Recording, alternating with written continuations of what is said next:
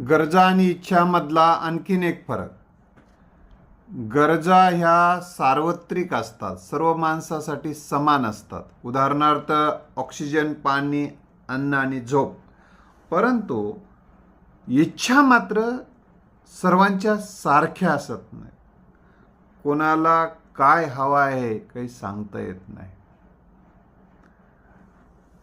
अजून उदाहरणार्थ, आता इच्छा कोणत्या विमानात बसून कोणाला जावं वाटेल काही सांगता येणार नाही. कोणत्या ब्रँडचा माल हवा असेल ते प्रत्येकाची वेगवेगळी इच्छा असते. परंतु गरज मात्र त्याला पर्याय नाही. ऑक्सिजन पाहिजेच, पाणी पाहिजेच, अन्न